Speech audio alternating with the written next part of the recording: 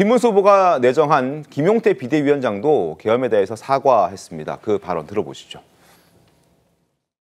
국민의힘이 배출한 대통령의 계엄이 잘못되었다는 것, 그리고 당 스스로 대통령의 잘못된 행동에 대한 마땅한 책임을 지우지 못했다는 것, 그리고 이러한 계엄이 일어나기 전에 대통령과 진정한 협치의 정치를 이루지 못했다는 것을 과오로서 인정해야 합니다.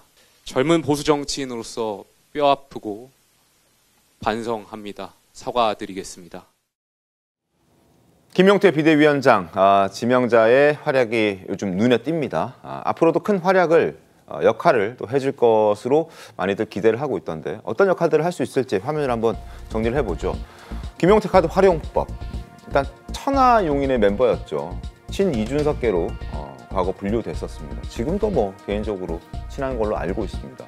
그래서 단일화를 위한 포석이 아닌가라는 예상도 나오고 있고 35세의 젊은 정치인이다 보니까 개혁이라든지 쇄신에 대한 그런 이미지를 확실하게 보여줄 수 있다.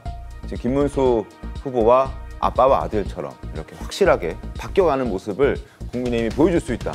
그리고 윤석열 전 대통령과의 절연, 여기에서도 어떤 디딤돌이 될 수 있는 역할을 김용태 비대위원장 지명자가 할 수 있지 않을까, 뭐 이런 예상들도 지금 나오고 있는 겁니다. 김용태 위원장을 임명한 배경, 어제 국민의힘 수석 대변인은 이렇게 얘기했습니다. 들어보시죠. 김용태 비대위원장으로 내정한 배경에 대해서 향후 이준석 후보와의 단일화를 연대 중은 아니냐는. 그거는 잘 제가 알 수 없습니다만 우리 후보님의 의지가 굉장히 강하게 젊고 개혁적인 인물을 어쨌든 지금 같은 비상 상황에서 당의 얼굴로 좀 내세우시겠다는 강한 의지가 있었던 것으로 그렇게 전해졌습니다. 김용태 비대위원장 내정자가 굉장히 진취적이고 또 젊은 의원으로서 저희와 생각이 맞는 부분도 있고 하지만은 김용태 비대위원장 내정자가 얼마나 용기 있는 모습을 보일지에 대해서는 저는 미지수라는 생각을 합니다. 윤석열 대통령에 대해 가지고 취임 일성으로 예를 들어 제명하겠다 뭐 이런 이야기를 하는지 등등을 놓고 아마 국민들이 판단하지 않을까 그런 생각. 제명하는지 요 얘기를 보고 앞으로의 입장 스탠스를 보고 나중에 결정을 하겠다. 약간 보면 단일화의 가능성에 대해서 완전 배제한 듯한 그런 모습은 또 아닌 듯해 보입니다. 자, 오늘 조선일보도 김용태 위원장과 관련된 여러 가지 지금 메시지들을 인터뷰를 해서 막 실어놨더라고요. 그러니까 김용태 의원이 윤 전 대통령과 절연해야 된다라는 메시지를 오늘 조선일보 한바닥을 할애해서 굉장히 크게 신문으로 실어놨습니다. 한번 보여드리겠습니다. 젊은 시절 김문수처럼 정치개혁할 것이다. 그리고 뒤에 보시죠.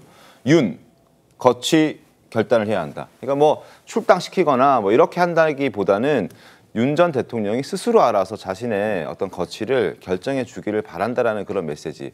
어제 김재섭 의원에 이어서 오늘 김용태 비대위원장 지명자도 윤의 거취 결단이 필요하다는 메시지를 내고 있는 겁니다. 자, 어제 김재섭 의원도 결단해야 된다. 오늘 김용태 비대위원장도 결단해야 된다.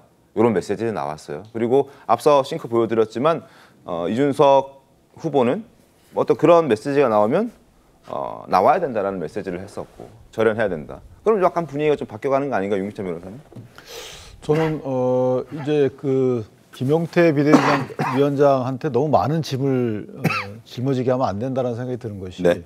물론 이제 김용태 비대위원장 내정자의 경우에는 사실상 여러 가지 좀 전향적인 입장을 내왔던 건 맞아요. 그런데 이것을 이제 본인한테 이것도 하고 저것도 하고 이렇게 하는 것보다는 네. 개인적으로 김용태 비대위원장 내정자에게는 미래를 맡겨주는 게 좋을 것 같아요. 그러니까 과거에 대한 소위 저희가 사과 내지 과거에 대한 반성 이런 부분은 지금 후보가 먼저 얘기를 하는 것이 낫죠. 만약에 그것이 선거 전략상 좋거나 그렇다면 후보가 선거 전략 차원에서 했다라고 나중에 그 후보 입장에서 보면 분명히 여러 가지 해명할 수 있는 여지가 있는 거거든요. 상황 자체가.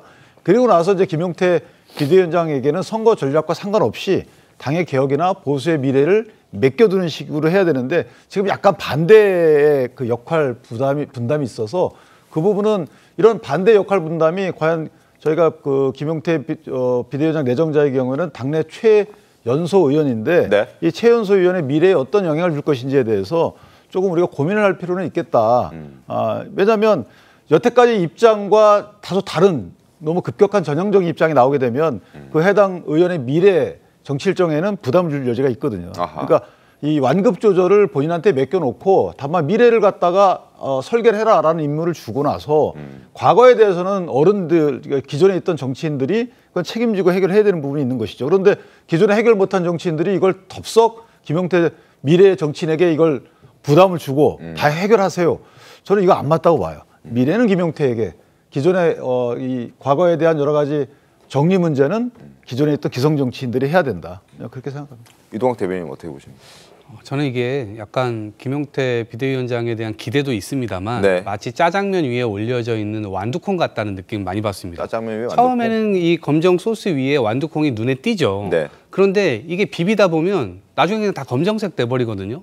그래서 지금 약간 뭐 의도가 있겠으나 지금의 정치 중량감으로 볼 때는 초선 의원이기도 하고 네. 물론 당 생활을 했습니다마는 지금 약간 플라이급 정도거든요. 그러니까 플라이급 정도의 정치인이 비대위원장을 맡는다고 해서 그 중량감이 갑자기 생기지도 않거니와 네. 특히나 국민의힘의 경우는 지난 과거를 살펴보면 잘못했을 때마다 사실 의원들 전체가 다 국민들 앞에 무릎 꿇고 나와서 이거 사과, 비록 그것이 쇼일지언정 그런 것들 잘 했거든요. 네. 그런데 이제는 그러한 것들도 하지 않아요. 그냥 오로지 젊은 의원들 한두 명이 그냥 얘기하는 정도의 수준으로 이것을 면피하려고 한다면 국민들 입장에서는 그것이 그렇게 받아들여지지 않을 겁니다. 그렇기 때문에 지금 선대위에도 주요 직책들은 전부 다 친윤 의원들이 다 포석되어 있는 상황에서 김용태 의원 혼자만 비대위원장을 하고 있다. 네. 이 국민들이 보시기에는 국민의힘 전체가 이것을 반성이나 성찰적 어떤 메시지로 받아들이지 않고 또다시 그냥 지나가려고 하는구나라고 느낄 겁니다. 그렇기 때문에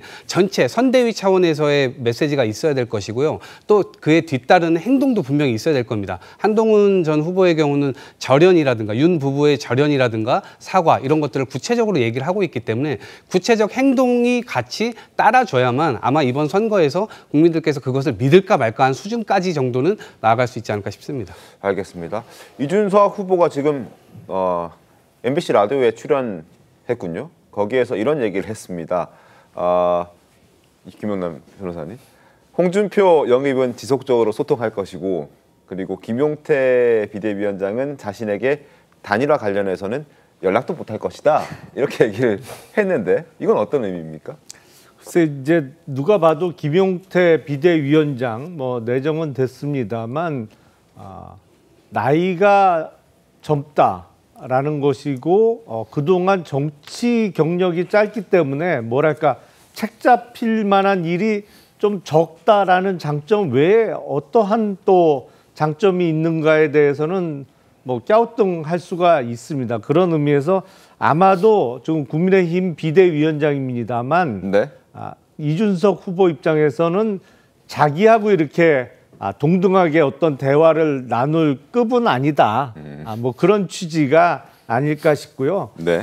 홍준표 전 시장님은 정계 은퇴 선언 이후에 인기가 훨씬 좋아지신 것 같아요. 여기저기서 러브콜이 쏟아지고 있는데 아마 정치에 복귀를 하면 지금 누리고 있는 인기는 좀 어렵지 않을까라는 생각이 듭니다. 알겠습니다. 자, 그리고 어제 눈에 띄었던 또 모습 중에 하나가 대전 현충원에 김문수 후보와 김용태 비대위원장이 찾아가서 최상병 묘소를 이제 물론 그건 이제 김용태 비대위원장만 조문을 했지만 어쨌든 여러 가지 행보들을 보여줬던 것도 굉장히 좀 눈길을 끌긴 했습니다. 이게 결과는 나왔지만 여러 가지로 사회적으로 굉장히 큰 혼란을 줬던 사건이기도 했기 때문에 김현주 대변인님은 이 모습을 좀 보시고 어떤 생각이 드셨습니까? 지금 뭐 비대위원장과 대선 후보의 경우는 서로가 서로를 보완하는 보완제 역할을 하기 위해서 아무래도 더 젊은 최연소 정치인인 의원인 그 김용태 위원장을 선정을 한 것이 아닌가라는 생각이 드는데 이런 면에서도 좀 보완적 역할이 보이는 거죠. 사실 네. 어제 그 기자들의 질답을 통해서 최상병 관련 문의를 했을 때 그 제대로 내용에 대해서 파악하지 못하는 것은 아닌가라는 의구심이 제기되기도 했었습니다만 사실 묘역에 관한 입장이었다고 해요. 네. 그래서 이제 대선 후보의 경우는 함께 참배를 하지는 못했지만 김용태 비대위원장이 이제 가서 참배를 했던 것이고, 근데 사실 가장 중요한 것은 이 대선 국면에서 비대위원장의 역할이라고 하는 것은 지극히 제한적입니다. 대선에 있어서 가장 중요한 위치는 대선 후보죠. 네. 그렇기 때문에 지금은 뭐 상호 보완적인 이런 모습을 보여주는 것이 유용하다고 하겠으나 결국에는 대선 후보 본인이 왜 그 당무 우선권이 있다고 하는 것도 그만큼 역할이 있기 때문에 주어지는 거 아니겠습니까? 그러니까 앞으로는 보다 좀 주도적인 입장을 취해 나가는 방향으로 가지 않을까 이렇게 예상을 해봅니다. 알겠습니다.